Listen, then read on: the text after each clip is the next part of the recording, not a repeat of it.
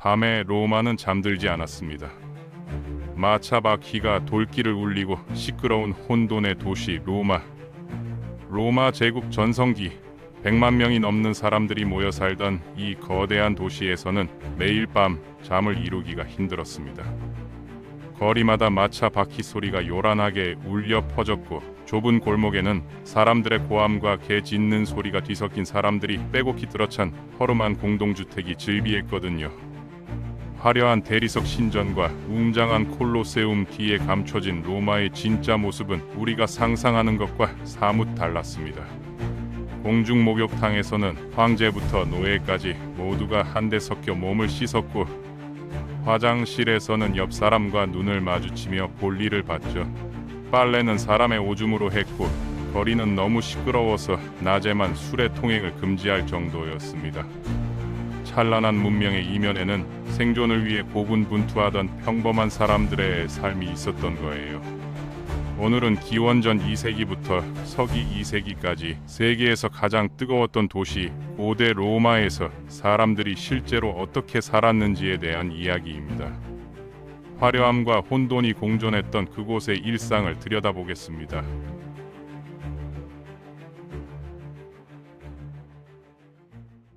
기원전 6세기 초 로마는 급격히 팽창하기 시작했습니다. 인구 조사를 시작한 이유도 늘어나는 사람들을 파악하기 위해서였죠. 기원전 1세기만 해도 수십만 명 수준이었던 인구는 아우구스투스 시대에 80만 명으로 폭증했고, 서기 2세기에는 무려 100만 명을 돌파했습니다. 당시로서는 상상하기 힘든 규모였던 거예요. 문제는 이렇게 많은 사람을 수용할 공간이 턱없이 부족했다는 겁니다. 자유민과 노예, 부자와 빈민이 뒤섞인 이 거대한 도시는 금세 극도로 혼잡해졌죠. 그래서 등장한 게 인슐라, 즉 공동주택이었습니다. 인슐라는 1층에 상점과 상업시설이 들어서고 위층에는 좁은 방들이 다닥다닥 붙어있는 구조였어요. 여러 층 높이로 올라갔지만 허술하게 지어져서 화재나 붕괴의 위험이 항상 도사리고 있었습니다. 가난한 사람일수록 높은 층에 살았는데 그만큼 위험도 컸던 거죠. 질병도 쉽게 퍼졌고요. 반면 부유한 로마인들은 도무스라는 단독 주택에서 살았습니다. 도무스는 1에서 2층 건물로 현관, 응접실, 여러 개의 침실, 식당, 주방, 욕실을 갖추고 있었어요. 규모가 큰 집에는 개인 욕실이 여러 개 있기도 했죠. 휴식을 위한 정원까지 딸려 있었고요. 도무스는 도시 한 블록 전체를 차지할 만큼 넓었습니다. 티베르 강이 범람 위험에서 벗어난 안전한 곳에 자리 잡았고 제국의 중요한 장소와도 가까웠죠. 혼잡한 거리를 정면으로 바라보지 않는 독립된 건물이라 인슐라의 허술한 판잣집과는 차원이 달랐던 거예요. 로마인들의 목욕 문화는 정말 독특했습니다. 테르마이라고 불린 공중 목욕탕에는 냉탕, 온탕, 증기실, 건열실이 갖춰져 있었어요. 사람들은 이곳에서 몸을 씻고 사업 이야기를 나누며 친구들과 어울렸죠. 기원전 1세기에는 남녀가 함께 목욕탕을 이용했습니다. 2세기 하드리아누스 황제가 남녀 혼욕을 금지하기 전까지는 그랬던 거예요. 하드리아누스는 목욕탕에서 만난 참전 용사에게 자기 노예를 보내 등을 밀어주게 했다는 일화로 유명하죠. 몸을 씻는 방법도 지금과 달랐어요. 스트리길이라는 도구로 몸에 바른 기름을 긁어냈거든요. 부유한 사람들은 하인이 이 일을 해줬지만 가난한 사람들은 직접 해야 했습니다. 서기 400년경에는 로마의 공중 목욕탕이 800에서 900개나 있었다고 추정됩니다. 트라야누스, 카라칼라, 디오클레티아누스 같은 황제들은 한 번에 수천 명을 수용할 수 있는 거대한 목욕탕을 지었죠. 디오클레티아누스의 목욕탕이 가장 컸는데 대리석 벽과 화강암 기둥이 늘어선 엄청난 규모였습니다. 빨래는 풀러라는 전문 직업인들이 맡았습니다. 대부분의 로마인은 스스로 옷을 빨지 않았거든요. 그런데 풀러들이 린넨과 모직 의류를 표백하는 방법이 정말 놀랍습니다. 바로 소변을 사용한 거예요. 동물과 사람의 소변에는 암모니아가 들어있어서 세척제 역할을 했습니다. 소변을 물과 섞은 통에 옷을 넣고 풀러들이 직접 발로 밟아 빨았죠. 역겹지만 효과는 확실했던 모양이에요. 로마의 거리는 잘 설계되고 견고하게 건설되었습니다. 아피아 가도처럼 이탈리아 반도를 가로지르는 긴 도로도 있었죠. 로마 시내에는 배수를 위한 포장도로가 깔려 있었어요. 문제는 소음이었습니다. 전차와 바퀴 달린 차량이 끊임없이 지나다니면서 엄청난 소란을 일으켰거든요. 율리우스 카이사르는 결국 낮 동안 바퀴 달린 차량의 시내 진입을 금지했습니다. 하지만 이건 밤에 재앙만 불러왔어요. 낮에 못 들어온 수레들이 밤에 몰려들면서 소음이 더 심해진 겁니다. 과밀과 교통체증으로 거리는 밤낮 없이 시끄러웠고 평화롭게 잠자기는 거의 불가능했죠. 로마의 상하수도 시스템은 당시로서는 정교했습니다. 클로아카 막시마라는 주요 하수관이 도시 주변의 물을 모아 티베르 강으로 흘려보냈어요. 3세기 무렵에는 열린 수로를 폐쇄된 터널로 바꿔서 공중 목욕탕과 화장실에서 나오는 물을 효율적으로 처리했습니다.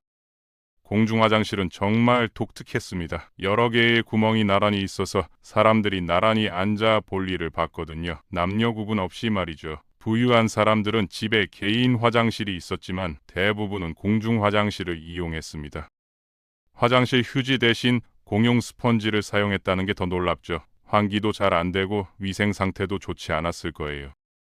하지만 인간의 배설물은 아래 흐르는 물에 바로 씻겨 내려갔으니까 그나마 다행이었습니다. 로마인들은 여가 시간을 즐길 줄 알았습니다. 콜로세움에서는 검투사 전투가 벌어졌고 극장에서는 공연이 펼쳐졌죠. 다양한 크기의 극장들은 그리스 건물을 본떠 만들어졌고 계단식 좌석과 날씨를 차단하는 천막까지 갖추고 있었습니다. 교육은 철저히 계급에 따라 달랐습니다. 공립학교는 없었고 아이들은 부모에게서 기본 교육을 받은 후 교사나 가정교사에게 배웠어요. 아버지는 아들에게 읽고 쓰는 법을 가르쳤고 어머니는 딸에게 집안일을 가르쳤습니다. 부유한 로마인들은 최고의 가정교사를 고용하거나 교육받은 노예를 시켜 자녀를 가르쳤죠. 부유한 아이들에게는 책을 들고 다니며 학교까지 안내하는 사람까지 있었습니다. 반면 가난한 아이들은 정규 교육을 받지 못하고 가업을 이어받았어요. 교육도 성별에 따라 달랐습니다. 남성은 논리학, 문학, 철학을 공부했지만 여성은 읽고 쓰는 법만 배웠죠. 로마에서는 여성에게 많은 교육이 필요하지 않다고 봤거든요. 여성의 역할은 사회적 지위와 남성 보호자에 따라 결정되었습니다. 여성은 투표권이 없었고 공직을 맡을 수도 없었습니다.